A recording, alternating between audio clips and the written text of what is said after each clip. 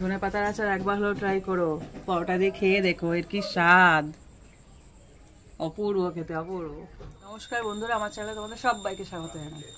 দেখো কতগুলো ধনে পাতা নিয়ে এসেছি, শেষ ধনে পাতা একদম মোটেই না, এখন যাওয়ার মুখে, এখন একটু সস্তা আছে এই সময়টাই বানিয়ে, কেননা শুরুর দিকে ধনে পাতা না অনেক দাম, এখন তো মানে 5 টাকা করে এরকম মোটা মোটা বান্ডিল দিচ্ছে। এখানে 3খানা বান্ডিল নিয়েছি, 5 টাকা আমি 3খানা আটি যাকে বলে, কেটে সুন্দর করে ধুয়ে একদম জল ঝরিয়ে নিয়েছি যাতে আমার সুবিধা হয়, তাড়াতাড়ি হয়।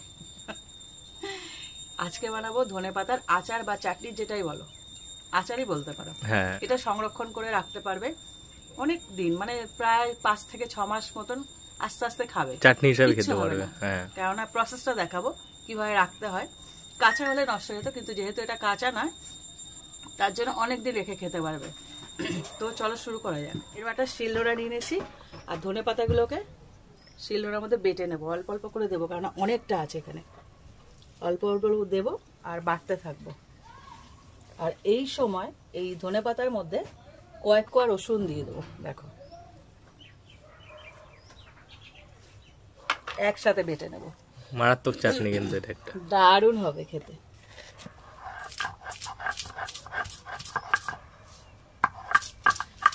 এক ডলাতেই হয়ে যাবে, খুব নরম তো। দেখো আমার হাত সবুজ হয়ে গেছে, এখানে 1 ফোঁটাও কিন্তু জল রাখিনি, তাও গঙ্গা যমুনা বেয়ে যাচ্ছে।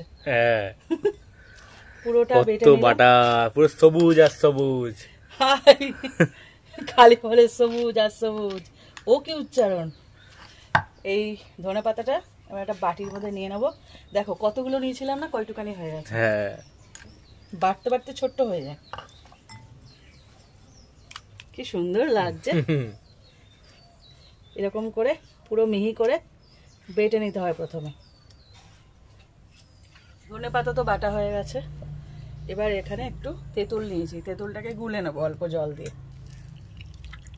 বেশি জল দেওয়ার দরকার নেই। এরকম করে প্রত্যেকটা দানা ফেলে দেবো, আর এই যে তেঁতুল জলটা ওটা লাগবে ভালো করে। দেখো এরকম ঘন করে নিতে হবে, বেশি পাতলা করা যাবে না। দেখো উনুন ধরে গেছে, কড়াই বসে গেছে, এবার দিয়ে দিচ্ছি তেল। এবারে তেলের মাপটা বলে দিচ্ছি।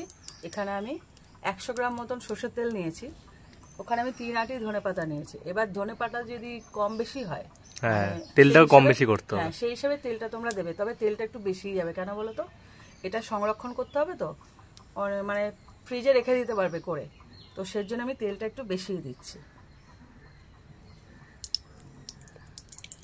পুরো তেলটা পড়ে যাবে, দেখো কত।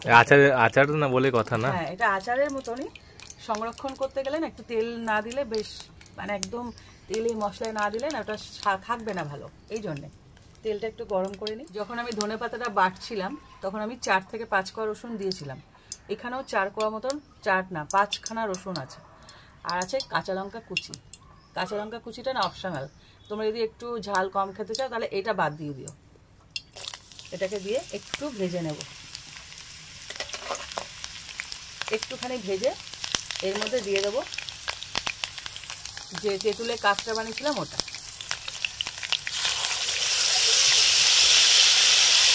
দেখো একদম ঘন, বলেছিলাম না বেশি জল দেওয়া যাবে না, ঘন যে কাঁচটা সেটা দিয়ে দিতে হবে। কি আওয়াজ হয়ে গেল। হ্যাঁ হবে তো অবশ্যই।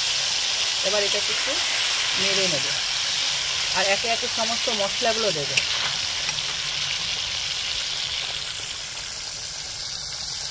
প্রথমে দিচ্ছি লবণ, আর ধনে পাতার যে মাপটা সেই অনুযায়ী লবণ দেবে, কেননা ধনে পাতা কিন্তু কমে আসবে, মানে ভাজতে ভাজতে ছোট হয়ে আসবে, সেই হিসাবে লবণটা দেবে।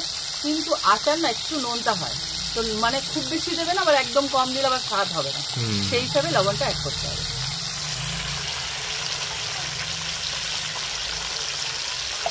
আর দিচ্ছি হলুদ গুঁড়ো, সবুজ তো এর সাথে একটা ভালো ব্যালেন্স হবে। আর এখানে না এমনি লঙ্কার গুঁড়ো যাবে না, যেহেতু কাঁচা লঙ্কাও দিয়েছি, এখানে দিচ্ছি কাশ্মীরি রেড মির্চ পাউডার, কালার আসবে, দেখবে খুব সুন্দর। এটা খুব একটা ঝাল হয় না, জাস্ট কালারের জন্য, মানে একেবারে সবুজ হয়ে যাবে তার জন্য একটুখানি লঙ্কা দেওয়া।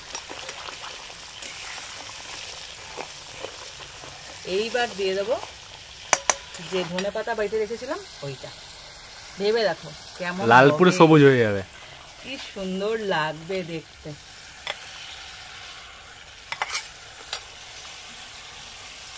এইটা না একটুখানি নেবে, অল্পটুকু, যেহেতু এর মধ্যে তেল মশলা একদম ভর্তি তো বেশি খাওয়া যাবে না। কিন্তু কি বলতো 5 থেকে 6 মাস ইজিলি মাঝে মধ্যে একটু রোদে দেবে, তারপরে ফ্রিজে রেখে দিতে পারবে। এইবার পুরো ভেজে নেবো এটাকে। ব্যাপারটা বুঝতে পারছো কেমন হবে? ব্যাপক হবে, দারুণ খেতে হবে। তো এটাকে আমি কষাতে থাকি। দেখো কালারটা বেরিয়েছে, দেখো তেঁতুল গেছে, এই কালারের ঝাল গেছে। এবার বাকি কি আচারে কি একটু মিষ্টি বাকি, চিনি দেবো, টক ঝাল মিষ্টি হয়ে গেল। হ্যাঁ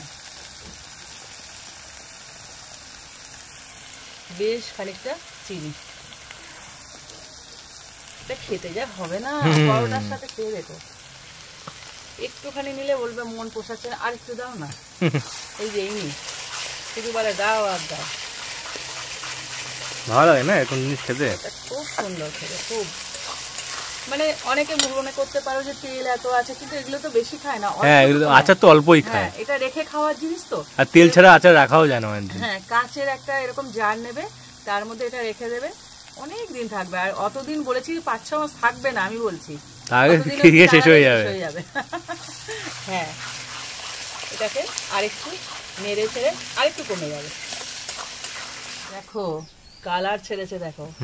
আর বলেছিলাম না কয়টুকানি হয়ে গেছে, কতটা ধনেপাতা নিয়েছিলাম। হ্যাঁ বেশি করে ধনেপাতা নেবে, যদি ক্যান্ডিডেট বেশি থাকে বাড়িতে অনেকটা নেবে, 2 ঝুড়ি। হ্যাঁ নিয়ে রেখে দেবে, বানিয়ে এটা পুরো ভর্তি হয়ে যাবে তখন।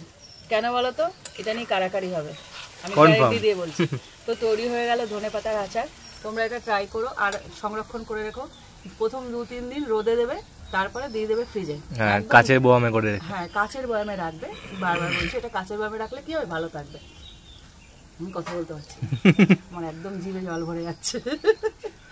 পরোটা নেবে কিংবা ভাত, সাধারণত এটা পরোটা দিয়ে খায়, একটুখানি, বা রুটি দিয়েও খেতে পারো। খেয়ে দেখো, একটুখানি নেবে কিন্তু অনেক তেল আছে, অল্প দিয়ে খেয়ে দেখো। এটা অবশ্যই তোমরা ট্রাই করো আর আমাকে কমেন্ট করে জানো কেমন লাগলো। আর ভালো লাগলে একটা রেসিপি, আজকে আমি ভালো লেগে লাইক পাবোই পাবো। আর এরকম আরো রেসিপি পেতে আমার চ্যানেলটা সাবস্ক্রাইব করে দিই। তো আজকের মতন টাটা।